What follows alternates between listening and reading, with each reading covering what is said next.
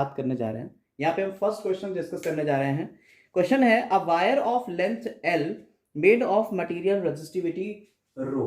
एक वायर है जो कि L लेंथ का है, लेंथ उसकी क्या दी हुई है, L है, और रेजिस्टिविटी कितनी दी हुई है, रो दी हुई है। ये क्वेश्चन में दिया हुआ है। A wire made of a wire of length L made of material resistivity rho is cut into two equal parts.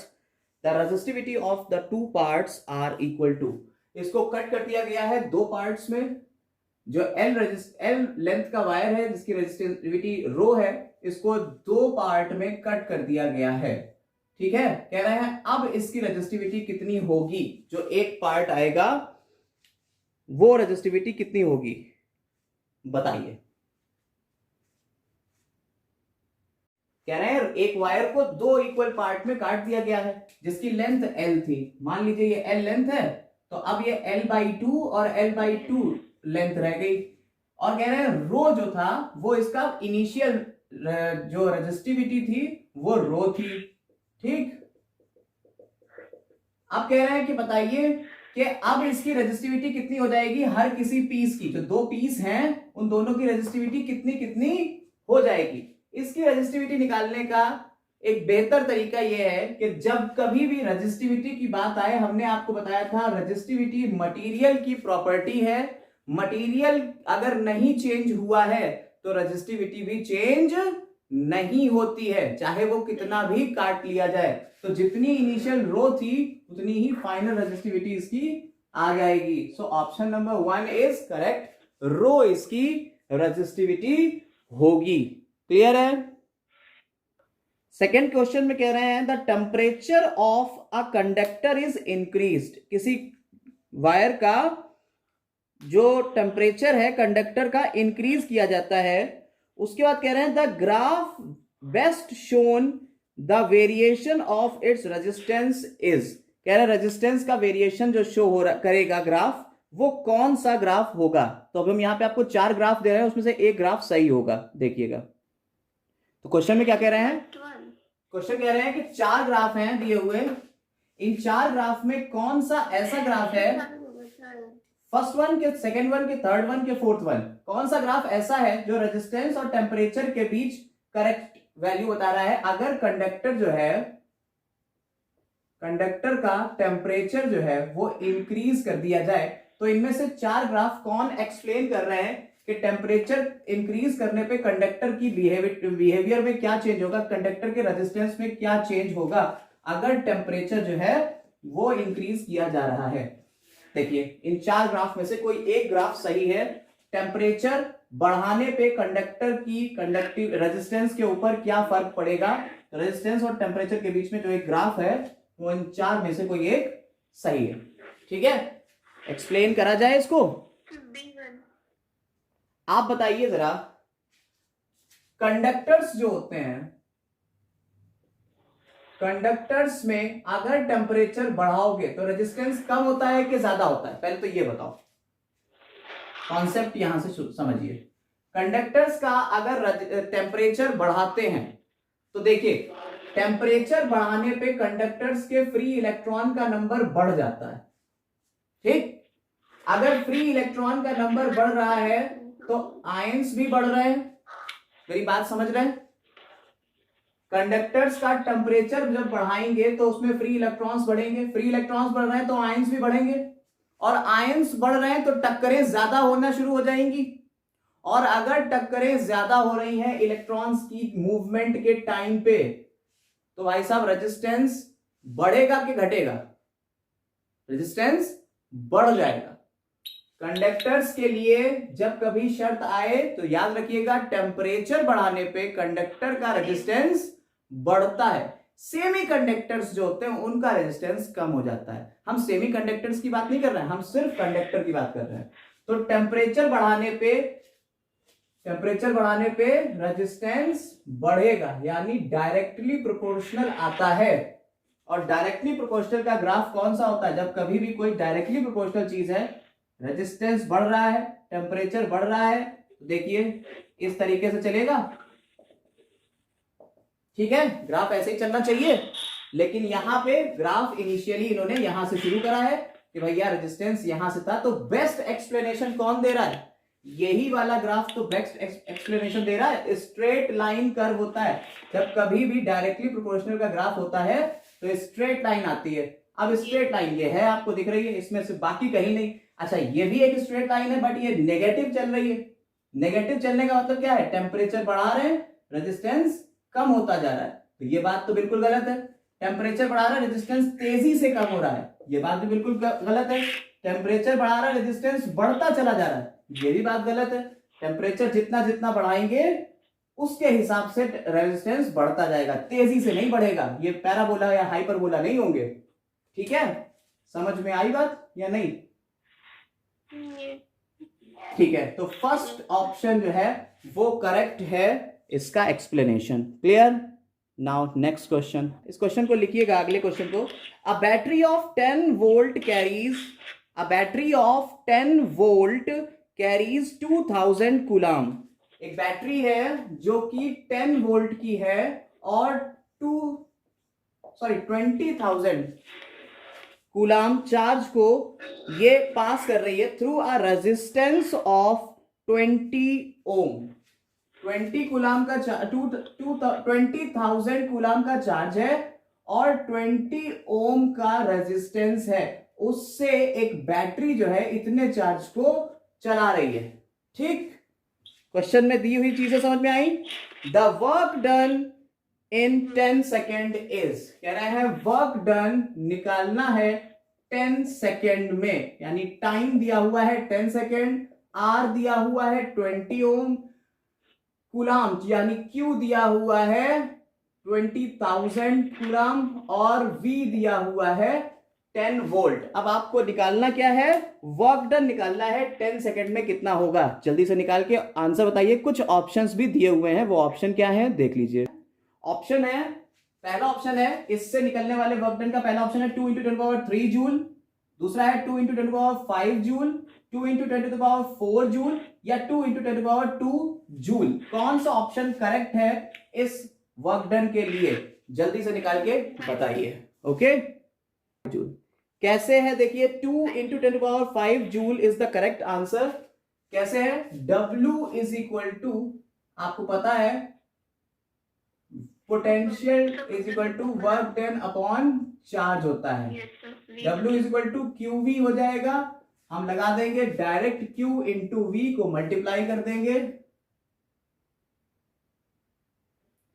कितना होगा? 10 × 20,000, कितना हो जाएगा ये 4 जीरो लगे, 5 जीरो अपने आप हो जाएंगे, है ना? यानी टाइम की तो इसमें कोई जरूरत ही नहीं पड़ी, टाइम एक बेकार की चीज दिया हुआ था। तो 2 × 10⁵ जूल। ठीक, ऑप्शन क्या है? Second option is correct. Clear? चलिए नेक्स्ट क्वेश्चन देख लेते हैं। कह रहे हैं a boy records that 4,000 joule of work is required, 4,000 joule of work is required. ठीक है, वर्क डन दिया हुआ है 4,000 joule of work is required to transfer 10 coulomb of charge between 2 points. Charge कितना दिया हुआ है? 10 coulomb charge between 2 points of resistance 50 ओम। कह रहे हैं जिसका रेजिस्टेंस कितना है? 50 ओम है। तो कह रहा है क्वेश्चन क्या है? The current passing through it. क्या पूछ रहा है? Current passing through it. Question में गिवन टर्म क्या है कि वर्क डन, एक बॉय ने देखा कि 4,000 जूल का वर्क डन होता है 10 कूलम के चार्ज को किसी 50 ओम के रजिस्टर से एक जगह से दूसरी जगह ले जाने में। कह रहे हैं करंट उसमें कितना बह रहा होगा। ऑप्शंस भी इसमें दिए हुए हैं, 4 ऑप्शन भी हैं, देख लेते हैं 4 ऑप्शन क्या क्या है। 2 एम्पियर, 4 एम्पियर, 8 एम्पियर और 16 एम्पियर। 2, 4, 8 और 16 एम्पियर दिए हुए हैं। चलिए इसका आंसर बताइए। तो आंसर कैसे आएगा? कह रहे हैं वर्क डन कितना होता है? आपको पता भैया, work done is equal to होगा QV। सोल्यूशन देखिएगा, work done is equal to होता है QV होता है। पता है ये बात आपको या नहीं? पता है, ठीक है। और V इज इक्वल टू क्या होता है, आई आर होता है। तो हम कह सकते हैं W is equal to Q I R. नहीं कह सकते? कह सकते हैं, क्योंकि हमें आई निकालना है तो हम यहां से निकाल लेंगे, फॉर्मूला जनरेट कर लिया हमने। ठीक, अब क्या करेंगे, इनकी वैल्यूज पुट करना है, सिंपल सी बात है। हमें क्या निकालना है, आई निकालना है। आई को रोको, work Q into R. Work done कितना है दिया हुआ, वर्क डन दिया है 4000, Q कितना हुआ है 10, R कितना है 50। ठीक है, आंसर कितना आएगा, सीधा सीधा आंसर आ रहा है, कोई दिक्कत नहीं है। तो इसका आंसर कितना होगा, 8 एम्पियर। सीधा सीधा आंसर है 8 एम्पियर। चलिए नेक्स्ट क्वेश्चन देख लेते हैं। तो देखिए यहां कह रहे हैं कि हम इसको एक्सप्लेन कर दे रहे हैं, the resistance whose VI graph is given below. ये नीचे VI ग्राफ दिया हुआ है और इसमें 4 ऑप्शन दिए हुए हैं, 5/3 ओम, 3/5 ओम, 5/2 ओम और 2/5 ओम। तो आपको हमने पिछले क्लास में एक इसी तरीके का क्वेश्चन NCERT का क्रैक कराया था। हमने आपसे कहा था फाइनल माइनस इनिशियल वैल्यू लेंगे हम। ठीक है, R is equal V is equal to I R होता है, तो R is equal to V by I हो जाएगा। V बाई आई में फाइनल वैल्यूज देखिएगा, फाइनल वैल्यूज V की कितनी हुई, 9 तक जा रहा है, 0 to 9 जा रहा है, तो फाइनल माइनस इनिशियल ले लेंगे अपॉन I की वैल्यूज कितनी हुई, I की तीसरी वैल्यू क्या हुई, 15 माइनस 0, 15 माइनस 0, यही तो लेंगे, है ना, 3 की वैल्यूज ले लेंगे। अब क्या करा, इसको सॉल्व करा तो आंसर कितना आया, 9/15 कितना आया, 3/5 ओम। क्लियर है, क्लियर है कैसे क्वेश्चन सॉल्व किया हमने, समझ में आया? ठीक है, चलिए क्वेश्चन ये कह रहा है कि to get 2 ohm resistance using only 6 ohm resistor, to get 2 ohm resistance, हमें क्या चाहिए, हमें रिजल्टेंट रेजिस्टेंस चाहिए है 2 ओम और यूजिंग 6 ओम रजिस्टर्स, और यूज क्या करना है, हमें 6 ओम के रजिस्टर्स को यूज करना है। The number of them required is, इनके नंबर कितने होंगे, 6 ओम के रेजिस्टेंस कितने लगाएं कि हमें 2 ओम का रेजिस्टेंस मिल जाए। ठीक है, क्वेश्चन समझ में आया, 6 ओम के कितने रेजिस्टेंस लगाएं कि हमें 2 ओम का रेजिस्टेंस मिल जाए। भाई साहब इसमें ऑप्शन भी दिए हुए हैं और ऑप्शन कुछ इस तरह है, ऑप्शन है 2, 3, 4, 6, या तो 2 लगाना पड़ेंगे, या 3 लगाना पड़ेंगे, या 4 लगाना पड़ेंगे, या 6। कितने लगाएं 6 ओम के रेजिस्टेंस कि हमें रिजल्टेंट रेजिस्टेंस कितना मिल जाए, 2 ओम का मिल जाए। क्लियर है क्वेश्चन, जल्दी से सॉल्व करके इसका आंसर बताइए। देखिए साहब क्या एक्सप्लेनेशन है इसका, एक्सप्लेनेशन ये है कि भाई साहब आपने क्वेश्चन को देखते ही समझा कि हमें 2 ओम का रेजिस्टेंस चाहिए है और हमारे पास रेजिस्टेंस है बड़े 6 ओम के हैं, उससे 2 ओम का निकालना है। हम आपको पहले बता चुके हैं कि जब 6 ओम का रेजिस्टेंस या बड़े रेजिस्टेंस हो और हमें उससे सबसे छोटे वाले से भी छोटा रेजिस्टेंस चाहिए होता है, तो हम किस सीरीज या पैरेलल कॉम्बिनेशन को यूज करते हैं, तो हम इसमें पैरेलल कॉम्बिनेशन का यूज करेंगे और पैरेलल कॉम्बिनेशन से हम निकाल लेंगे कि भैया 6 ओम के कितने रेजिस्टेंस का पैरेलल कॉम्बिनेशन बनता है, 2 ओम, यानी कि 1/RP, यानी R parallel is equal to 1/R plus 1/R, कितने ये 6 ओम के लें कि यहां पे आरपी की वैल्यू कितनी आ जाए, 2 ओम आ जाए। तो पता ये चला कि भाई साहब इतने अगर लेंगे तो इसकी वैल्यू हमें ये मिल जाएगी।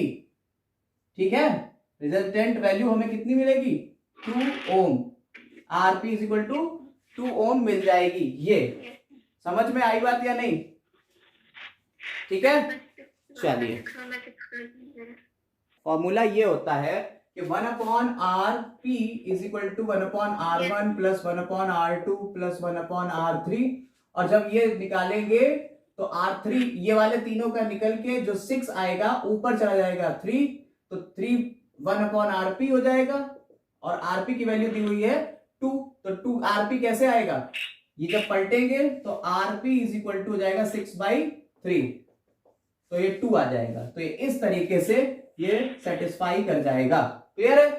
चलिए, तो ऑप्शन कौन सा सही है इसमें? ए ऑप्शन करेक्ट है। नेक्स्ट क्वेश्चन देख लेते हैं। नेक्स्ट क्वेश्चन क्या है, दिया हुआ है, कह रहे हैं 2 wires of same length and area, 2 wire हैं जिनकी लेंथ बराबर है, एरिया भी बराबर है, 2 वायर है, इनकी रेजिस्टिविटी ρ1 है और ρ2 है। 2 वायर है जिनकी लेंथ बराबर है, एरिया बराबर है, इनकी रेजिस्टिविटी ρ1 और ρ2 है, और ये 2 अलग अलग मटेरियल के बने हुए हैं, तभी तो ρ1 और ρ2 होगी।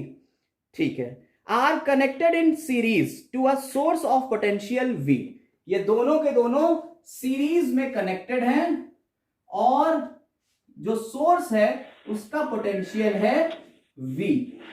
एक की ρ1 है, एक की ρ2 है, और ये किसी V से कनेक्ट है।